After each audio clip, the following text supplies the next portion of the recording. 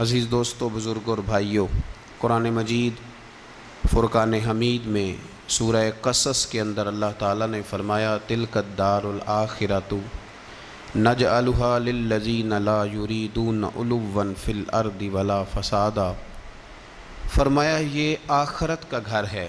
ایک دنیا میں انسان کا گھر ہوتا ہے، ایک آخرت کا گھر ہے۔ فرمایا یہ آخرت کا گھر ہم نے ان لوگوں کے لیے بنایا ہے جو زمین میں نہ تکبر چاہتے ہیں اور نہ فساد پھیلاتے ہیں۔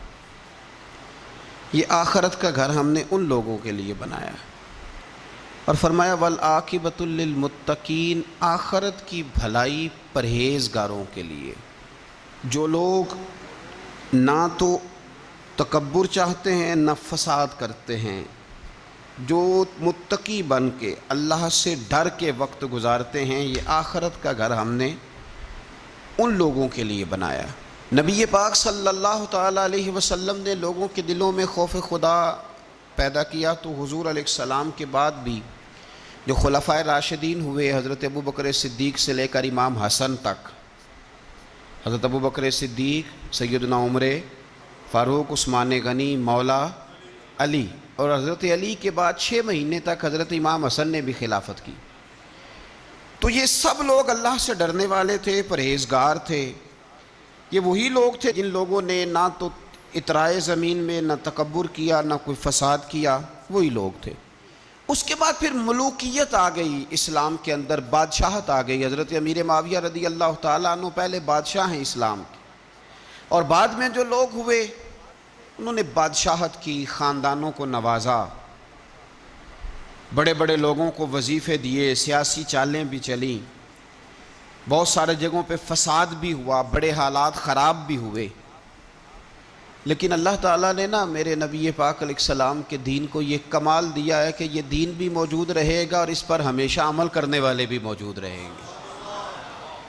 اللہ تبارک و تعالیٰ نے پھر ایک خوبصورت انسان، بنو امیہ کی حکومت تھی، اسی میں سے ایک خوبصورت دھلا ہوا، سجا ہوا، سمرا ہوا، خوشبو والا، میٹھا بھی، ٹھنڈا بھی، پیارا بھی، نیک بھی، متقی بھی، اصول والا بھی، رسول اللہ علیہ السلام کا غلام حضرت عمر بن عبدالعزیز، اللہ تعالیٰ نے یہ مرد مجاہد پیدا فرمایا۔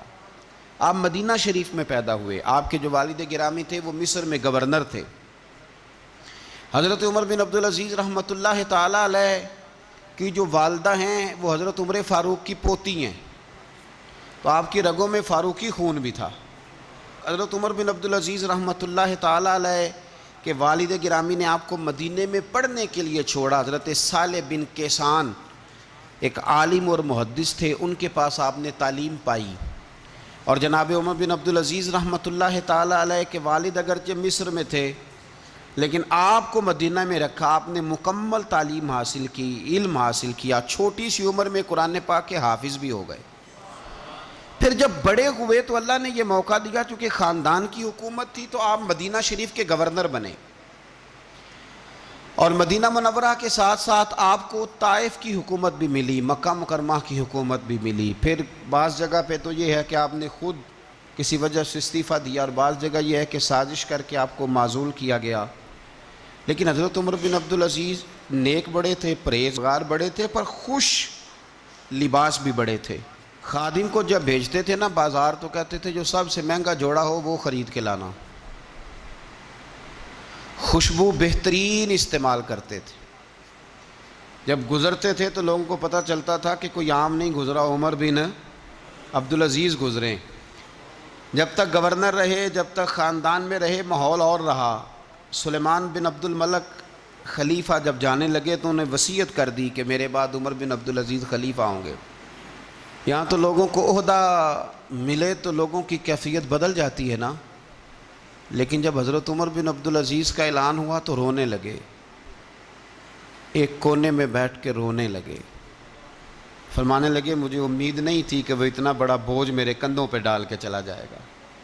اتنے سارے لوگوں کا بوجھ، اتنے سارے لوگوں کی آزمائش۔ خیر چونکہ وصیت تھی، آپ کی بیعت لی گئی۔ بیعت لینے کے بعد آپ ممبر پہ چڑھے تو فرمایا لوگوں میں تمہیں آزاد کرتا ہوں، اگر تم میرے علاوہ کسی کو حکمران بنانا چاہو تو مجھے کوئی اعتراض نہیں ہے۔ لوگوں نے کہا نہیں، آپ ہی ہمارے حکمران ہوں گے۔ حضرت عمر بن عبدالعزیز دنیا اسلام کے اندر ایسی مثال ہیں، اچھی طرح سمجھ لیں کہ جب حالات اب نہیں اب تر ہو گئے تھے، بد نہیں بدترین ہو گئے تھے، اور بڑے بڑے لوگوں نے عجیب ماحول گھڑ لیے تھے، اس ماحول میں آئے، لمبی نہیں 2.5 سال حکومت کی صرف، لیکن لوگوں کو حضرت صدیق اکبر کی یاد آنے لگی، لوگوں کو سیدنا فاروق اعظم کیا۔ آپ کی جو بیوی تھی وہ بھی بادشاہ کی بیٹی تھی، بادشاہ کی بیوی بھی بن گئی۔ پہلے دن اپنی بیوی سے کہا کہ اب ہم بن گئے ہیں امیر، اب ہمارے ذمہ بہت ساری ذمہ داریاں ہیں، اب حالات اس طرح کے نہیں ہوں گے جس طرح کے پہلے ہوا کرتے تھے، اب تمہیں میرا ساتھ دینا ہے، اپنا سارا زیور دو، میں بیت المال میں جمع کرانا چاہتا ہوں۔ یہ بڑا مشکل کام ہوتا ہے کسی خاتون کے لیے، سارا مال وہاں جمع کرا دیا۔ پہلے دن ہی سارے کپڑے سپڑے حضرت عمر نے اپنے خیرات کر دیے، سادہ لباس پہن لیا، اور بڑی تھوڑی غذا گھر میں آتی تھی، بیت المال سے تھوڑا سا وظیفہ، جائیدادیں ساری دے دیں اللہ کے راستے میں، غریبوں میں بانٹ دیں۔ ایک دن گھر میں تشریف لائے تو بچیوں نے منہ پہ ہاتھ رکھ لیا۔ حضرت عمر بن عبدالعزیز بات کرتے ہیں تو بیٹیاں منہ چھپا لیتی ہیں، پتر کیا بات ہے، میرے منہ سے بدبو آ رہی ہے، منہ چھپاتی ہو؟ تو بچیاں خاموش ہوئیں۔ جب دوبارہ پوچھا تو کہنے لگے ابا جی جو آپ خرچہ دیتے ہیں نا اس میں 2 وقت روٹی نہیں پک سکتی۔ اور یارو میں آپ کو وقت کے امیر کی بات سنا رہا ہوں، یہ جو رکھ رکھاؤ میں نے اور آپ نے بنا لیا ہے تو خرچے اتنے بڑھا لیے کہ ہم الجھ گئے، ہم سے پورے نہیں ہوتے۔ لیکن جنہوں نے اولادوں کو سادہ رکھا، حالات قابو میں رکھنے میں کامیاب ہوئے، بچ گئے۔ میرے نبی کریم صلی اللہ علیہ وسلم نے فرمایا ضرورت کے مطابق جسے اللہ نے روزی دے دی وہ کامیاب ہو گیا، لیکن ہم بہت الجھ گئے، بہت دور نکل گئے۔ بیٹیوں نے منہ میں ہاتھ رکھا، پتر کیا بات ہے ابا جی، جتنے پیسے آپ لاتے ہیں 2 وقت کی روٹی نہیں پک سکتی، تو ہم نے پیاز سے روٹی کھائی ہے، منہ سے بدبو آ رہی ہے، تو اس لیے آپ کے سامنے منہ نہیں کھولا کہ آپ کو کراہت ہوگی۔ تو حضرت عمر بن عبدالعزیز آنکھوں میں آنسو تو آئے پر کہنے لگے یا اللہ تیرا شکر ہے کہ جس جگہ میں اپنی اولاد کو کھڑا کرنا چاہتا تھا میری اولاد وہاں کھڑی ہو گئی ہے۔ یہ پیاز سے روٹی کھا کے بھی شکر ادا کرتی، پیاز سے روٹی کھا کے بھی۔ حضرت عمر بن عبدالعزیز نے اپنے گھر کے اندر عید والے دن بیٹیوں نے کہا ابا جی جوڑے پرانے ہیں، یارو ہو جاتا ہے، بس تھوڑا سا نا توجہ کی ضرورت ہے، ہو جاتا ہے، نئے کپڑے لینے ہیں۔ اب ایک گھر میں شادی ہوتی ہے تو اس گھر سے تعلق رکھنے والے ہر گھر میں شادی سمجھنے شروع ہو گئی، لاکھوں روپے کا مال صرف کپڑوں پہ، جوتوں پہ اور ان کے لوازمات پہ لگتا ہے۔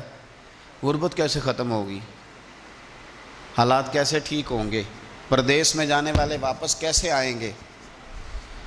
کس طرح یہ ماحول ٹھیک ہوگا جب اخراجات اتنے بڑھا لیے جائیں؟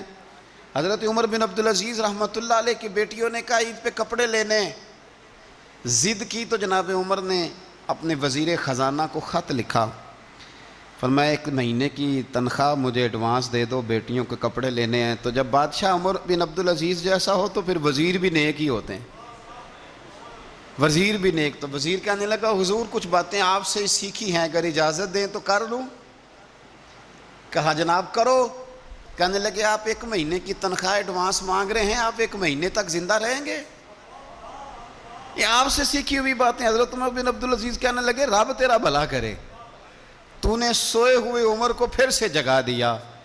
بیٹیوں سے آ کے کہنے لگے پتر پرانے کپڑے دھو کے پہن لو، اگر کپڑے دھو کے پہن لوگی اور پہن کے رب کی بارگاہ میں کھڑے ہوگی تو رب تو پہلے ہی بڑا قبول فرمانے والا ہے، اللہ تو پہلے ہی بڑا قبول کرنے والا ہے۔ تو صاحب یاد رکھیں حضرت عمر بن عبدالعزیز نے اپنے گھر کے اندر یہ ماحول پیدا کیا، اپنے گھر کے اندر یہ کیفیات آپ نے بنائی، بنا کر کے سجائیں۔